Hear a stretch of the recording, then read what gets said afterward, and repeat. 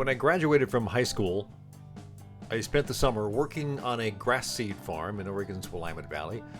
It was my second summer there, and it was a small family farm. There was only 3 outside employees other than 1 or 2 kids there, and a couple of members of the extended family. And we drove combines and things like that, windrowers. We cut the grass and tractors, and we spent the summer, the first few weeks of the summer, bucking hay, which really got us in shape because back then, you didn't have too many machines to lift it up onto the trucks and, go store it in the barn and stuff. So, by the time those 3 weeks were over, we were in pretty good shape, and the rest of the summer went much easier.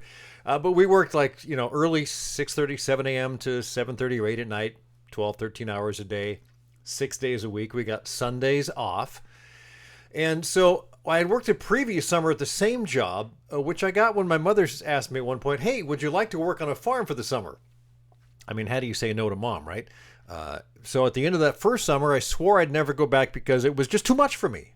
I was, 17 at the time, and I was like, man, I can't work 6 days a week. It was just too much. I was a little overwhelmed. But, as time came around, the next spring, I had to make up my mind. It was an offer, a chance to go back and do it again. And I thought, you know what? I'm going to go back because I actually got a lot out of it. Lessons learned. So I said yes. Things like sticking with it. Have 1 day a week. You enjoy your time off. You got a little money at the end of the summer. You didn't get a whole lot of money back in those days, but it went a long way. So I figured, well, I'll go do it again, and I think it was worth it. Hey, this is Tim Patterson, Trade Show Guy, and this is Trade Show Guy Monday Morning Coffee for June 10th, 2019. I had a birthday yesterday, as my mom did. We share the birthday. She was 91 years old yesterday. And my birthday is the one that's celebrated on the Beatles' Sgt. Pepper Lonely Hearts Club Band record. If you don't know that off the top of your head, you're not from that era, right? So back to lessons learned. No guest this week. I'm just going to talk and riff about some of the lessons learned. I started making a list. Lessons learned in life usually come when we least expect it, and most come through reflection as opposed to immediately figuring out that, you just learned a lesson. So I'm curious, what are some of the lessons that you've learned? Let me share some of mine. Many of them, of course, came from childhood, things your parents taught you. Don't be rude to people. If you can't say anything nice, don't say anything at all. That was one of the first things I remember. Always hold the door for people. You can do anything you set your mind to. That's what my mother told me so many times. Kindness matters. Learned that one. All good things to learn as a child, and a whole lot more. But, you keep learning as life goes on. Whether you want to learn or not, you do. The more you live, the more you learn, even when you don't necessarily want to. I think we learn more from our mistakes and failures than we do from our successes, to be honest. But you need to learn to enjoy and celebrate those successes, at least a little bit. So some other things I've learned, mostly as an adult: ask for help when you need it. And the neat thing about asking for help is that you're actually doing the other person a favor by asking them for help, because most people are really glad to help you, and it makes them feel good. So by asking someone for help genuinely, knowing you're asking someone who can really help you, you're doing both of you a favor. Actually, they're going to help you, and they're going to feel good about helping you. Don't get deep into debt. It's really hard to get out of. Be cautious, but don't be afraid to take risks. As they say, no risk, no reward, but know what kind of risk you're getting into. My friend Chris, who's long since gone, used to always say, have fun, it's good for you. Figure that's a good lesson to pass on. Friends, speaking of friends, are worth much more than money. They really are. You can have so many friends and have no money. I had actually a guy that I was a roommate with for about 3 years back in my, let me think, when was this? This is probably my early 30s.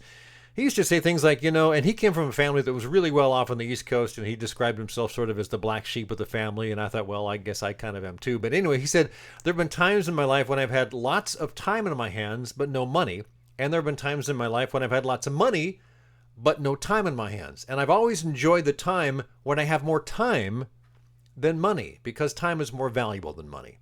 So there you go. Relationships are good, but they can be hard work. But it's, to me, the best and most rewarding work you can do. Age is just a number. Life's good is when you feel good. So take good care of yourself. If the most important thing in a discussion is to be right or to win an argument, you won't have too many friends because you don't have to be right. Sometimes admitting you're not right moves things forward. There's a lot to unpack there. Think about that.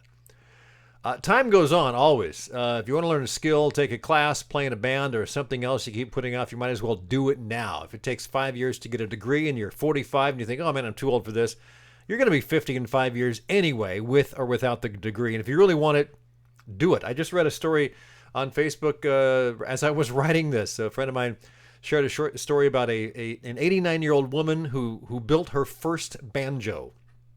She always wanted to make a banjo, and she figured out.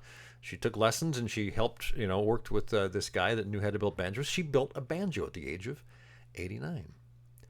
Fear is not real most of the time. Generally speaking, the things you're afraid of are really not worth being afraid of. When I was a kid, getting up and speaking in front of people was really, really scary. I don't know why that is. It's a common fear, but you can learn to get over that, and it's not really. There's no reason to be fearful, really. You cannot control people or what they do. You can only control how you react to it. So don't think you control somebody. Have gratitude. That to me is one of the most important things. Every day I think of all the things I'm grateful for in life. Be honest with yourself. Get the facts, know what's going on, understand if something's not right, be honest with yourself that that's the case.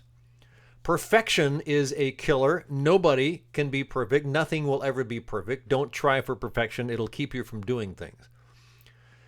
Be of service to your community in some way that is meaningful to you. It's one reason I've been a volunteer at a local community radio station for the last 8 plus years. I do a Monday night 2-hour reggae show. I enjoy it, but it's also giving back. We do pledge drives, and I get really involved in those. So it's a fun thing to do. And it's a great resource for the community. Worrying about something won't change the outcome. You can worry all you want, but, worrying just, doesn't really affect much of anything except your state of mind. Do the work. Work is important. You got to learn to do the work. You can't take shortcuts. There really aren't too many good shortcuts for anything anyway, so do the work.